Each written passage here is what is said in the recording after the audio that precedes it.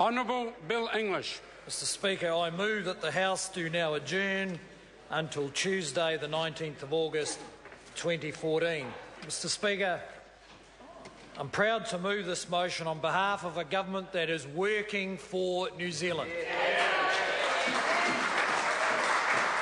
A cohesive government leading a confident country with aspirations for a better future and a brighter future, Mr Speaker. And the election campaign is going to show how different the opposition is from that, Mr Speaker. Mr Speaker, the great thing about this period of this parliament is that the achievements of this government have actually been New Zealand's achievements. It's not so much what the Cabinet or the caucus or the coalition parties have done, it's what the households and workplaces of New Zealand have done to pull this country through some of the tougher times it's seen in decades to the point where they can look forward with confidence, Mr Speaker. The government has supported them in their resilience and we will continue to do so. We did what we said we would do. We worked alongside people. We protected the most vulnerable. We focused on the issues that matter, a competitive and a productive economy. We sorted out the government's books and we rebuilt Christchurch. And Mr Speaker, I want to thank all of those people who have helped with the business of government. Mr Speaker, I want to thank you. I want to thank you, Mr Speaker. I can read your writing. And you were an excellent speaker, although we often disagree. Mr Speaker, can I thank the staff here in Parliament? Their respectful support is not always deserved by every MP, but I must say that your professionalism helps us to lift our standards. Mr Speaker, can I thank the cleaners, the security and catering staff, library, Hansard staff, the Cabinet Office, our research units, and particularly our office staff across the parties who have to keep an eye on every parliamentary question, all 30,000 of them, every letter, every OIA, make sure every email is opened, and account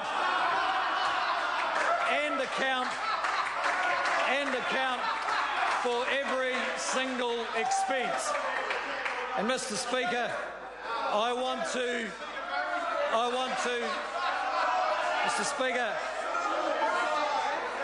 Mr Speaker, actually some members could have benefited from parliamentary staff who could open their secret trust.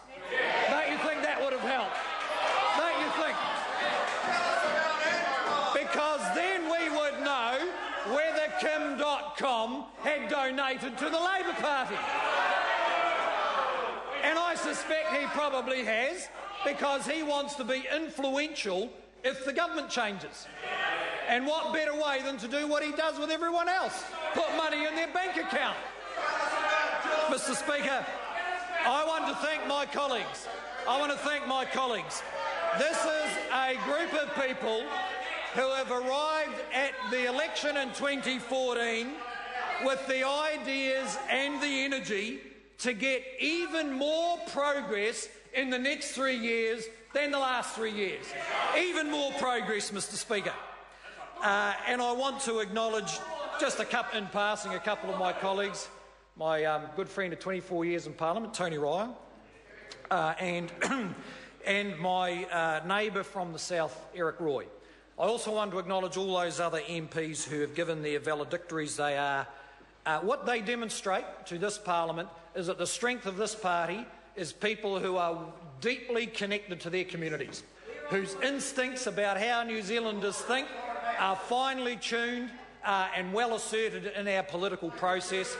And I want to thank all those members, particularly the ones who came into provincial seats that used to be marginal or Labor seats and are now safe national seats and will remain so after this next election. And Mr. Speaker, well, and the reason they're going to win is pretty simple. There are more new jobs. Their economies are growing. Crime is going down. Educational achievement is going up. The communities are getting better as the economy gets stronger. Mr. Speaker, I want to thank our Prime Minister. I know it's a luxury in this House, but we have a leader we support. I know. But I have to admit, he makes it easy, and it's the only little bit of sympathy I've ever had with the Labor Party. You're meant to support your leader, but you need him just to give you the spirit of hope that the thing you voted for is what it's going to be. And Mr. Speaker, they didn't. That's right, I'll come back to that. But Mr. Speaker, this Prime Minister believes in New Zealand and New Zealanders and their aspirations. That's the difference. He doesn't want them where you have to feel sorry for them.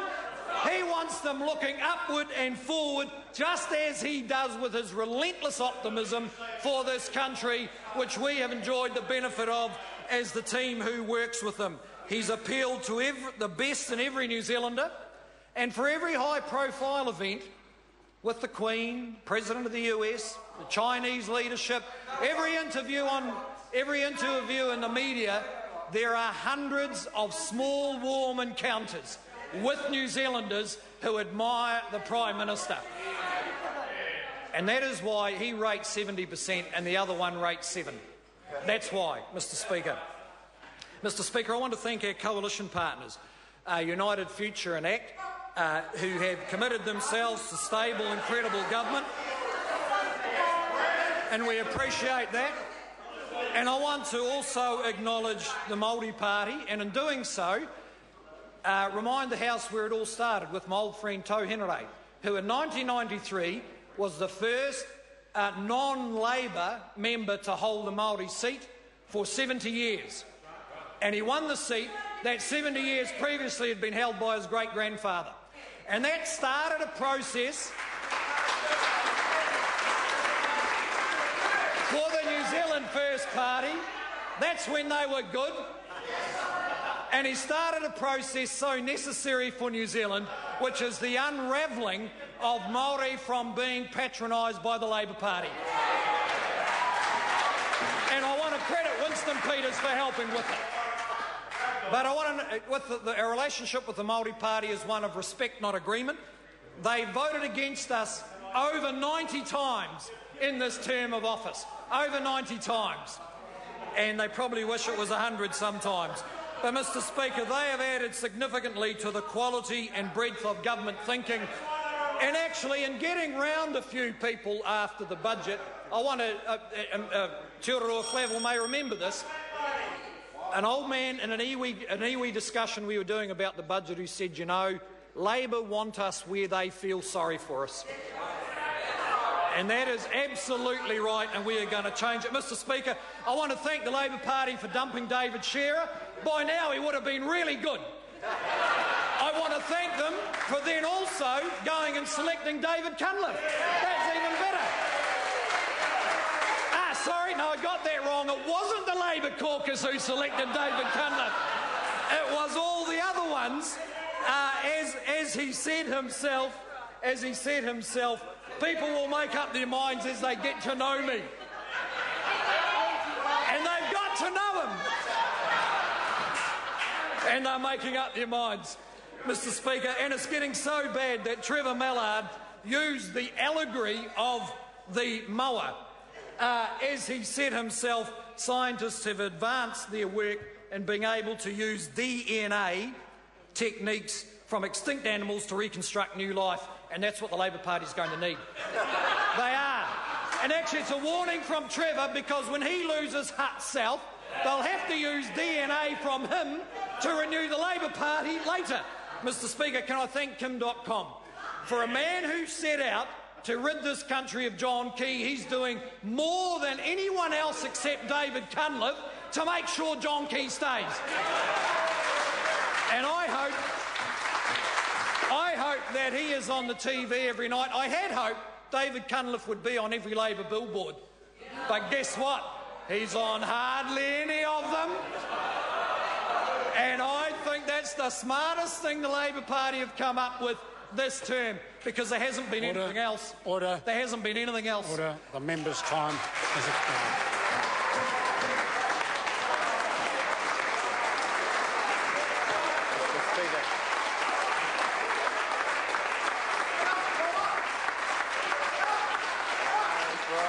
Order. Order. That's all right. The Honourable David Cunliffe.